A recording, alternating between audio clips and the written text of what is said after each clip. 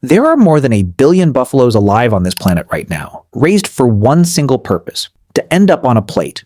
But search the entire world and you won't find a single farm raising tigers for meat. Not one. Just within the United States, close to 9 billion chickens are killed every year. Sheep, pigs, goats, rabbits, deer. Massive worldwide industries revolve around creatures that spend their entire existence chewing grass, grain, and leafy plants. Now think carefully. When did you last notice tiger steak listed on a restaurant menu? Wolf, eagle, or shark? Apart from a fin soup, you probably shouldn't be ordering anyway. Throughout history, humans have raised, hunted, and consumed nearly every plant-eating creature on the planet. Predators, however, are a completely different case. Never at any real scale, never as a dietary staple, never as routine practice. Societies scattered across every continent with no contact between them whatsoever, no shared language, no common belief system, all arrived independently at the identical unspoken principle. Consume the herbivores. Leave the carnivores untouched. Pause and consider that for a moment. It's actually quite peculiar. A tiger and a buffalo are both simply meat, composed of the same muscle, fat, and protein, both technically fit for consumption. So why does one appear on nearly every dinner table worldwide while the other essentially never does? There's no single explanation for this. It's biology, chemistry, and culture all layering on top of one another, all leading toward the identical conclusion. Let's begin with the numbers, since the numbers practically resolve this question by themselves. Back in 1942, ecologist Raymond Lindemann formulated what would eventually be called the 10% rule. With every step up a food chain, roughly 90% of available energy disappears, lost as body heat, consumed through movement, wasted in digestion. Only about 10% actually makes it to the next tier. Picture a grassy field generating 100 pounds of energy. That sustains around 10 pounds of deer. That same 10 pounds of deer then sustains roughly 1 pound of wolf. Producing a single pound of predator meat requires 10 pounds of prey beneath it, and that prey required 100 pounds of vegetation underneath that. By their very nature, predators represent the costliest meat on Earth to produce. Raising tigers for food would essentially mean farming animals whose entire diet consists of other farmed animals. The numbers simply never balance out. For comparison, raising a single buffalo to slaughter weight already requires years of grain, water, and pasture land that most people never even consider. Raising a predator large enough to actually consume would mean sacrificing 10 times that quantity of prey animals just to keep one carnivore alive until it reaches full size. No civilization throughout human history has ever possessed that kind of surplus energy to squander on a single food source. That surplus simply doesn't exist to spend. But expense isn't even the most serious issue. Something accumulates silently within predator flesh that has nothing to do with cost and everything to do with toxicity. This phenomenon is called biomagnification. Environmental toxins, mercury, lead, industrial pollutants, don't disappear as they travel up a food chain. Instead, they concentrate. A tiny fish absorbs a minuscule trace of mercury from its surrounding water. A larger fish consumes hundreds of those small fish, absorbing all that mercury simultaneously. A shark then devours hundreds of those larger fish, absorbing even greater amounts. By the time you reach the very summit of the food chain, you're looking at a creature that has spent its whole life silently hoarding everyone else's contamination. This is precisely why physicians today advise pregnant women against eating shark, swordfish, and king mackerel. Not because these fish are naturally unhealthy, but because they occupy the top of a chain that's been quietly accumulating toxins for years.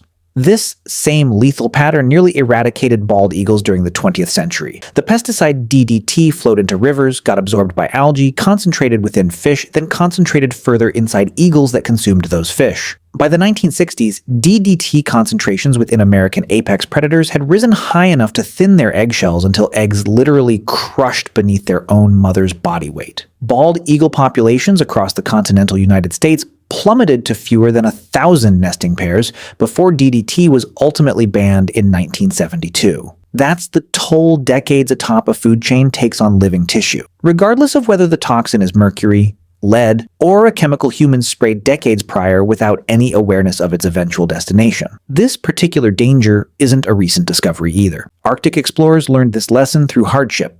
Over a century ago, sled dogs throughout Arctic regions had already learned across generations, through sheer instinct, never to touch polar bear liver. Human expedition members in the early 20th century never received that warning. Participants in Douglas Mawson's 1911 Antarctic expedition consumed husky liver purely out of desperation, and subsequently suffered severe headaches, skin peeling, and eventual organ failure. Doctors later determined the cause was hypervitaminosis A, extreme vitamin A toxicity.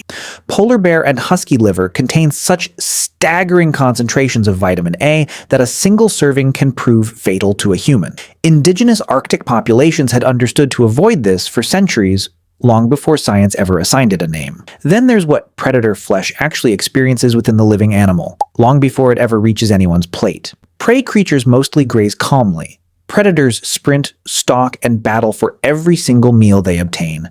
This constant physical exertion floods their muscles with cortisol and adrenaline while depleting the glycogen that typically keeps meat tender when an animal is relaxed at the moment of death. What results is meat that's chewier, gamier, and frequently carries an intense musky taste stemming from testosterone-related compounds embedded deep within the tissue.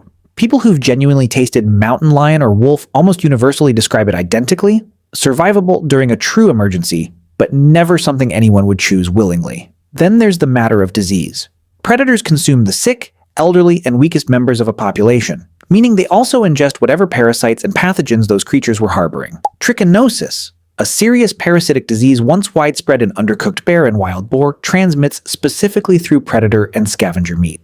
Wildlife researchers have consistently documented that carnivore meat carries a significantly higher parasite load than herbivore meat for precisely this reason. A predator doesn't merely consume flesh, it consumes everything already problematic within its prey. That said, the rule isn't entirely without exception, and history's exceptions actually validate the principle rather than undermine it.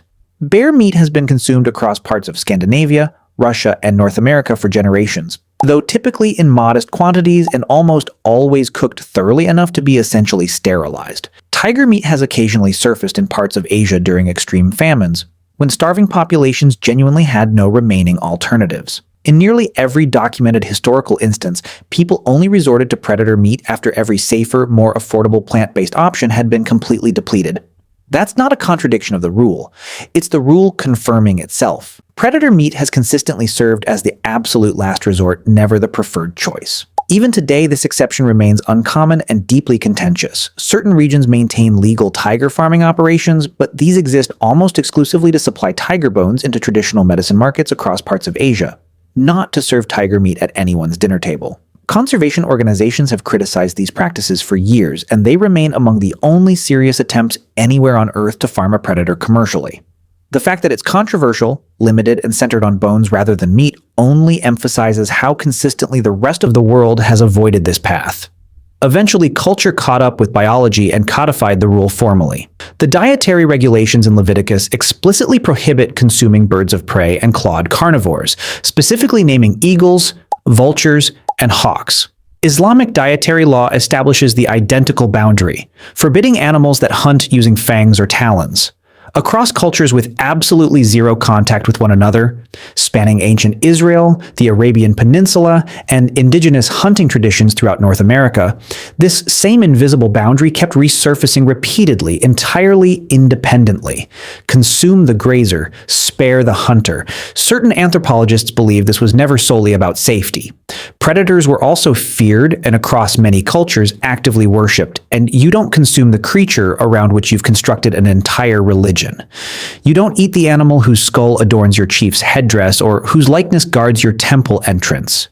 Across dozens of unconnected civilizations, tigers, eagles, wolves, and bears repeatedly emerged as symbols of power, sovereignty, and divinity. It's genuinely difficult to serve dinner from a deity, so the actual answer was never reducible to one single factor. It's biology layered upon chemistry, layered upon culture, all converging toward the same point. Predator meat demands excessive energy to produce. It harbors excessive accumulated toxins, it tastes inferior, deteriorates faster, and carries substantially more disease. And beyond all of this, humanity spent thousands of years gradually transforming apex predators into symbols rather than sustenance. Every single ecosystem on Earth operates according to this identical quiet mathematics. Energy travels upward, and progressively less of it survives each step of that ascent. Humans never invented the rule dictating that predators remain uneaten. We simply observed it repeatedly, across every corner of the globe, and structured our diets accordingly.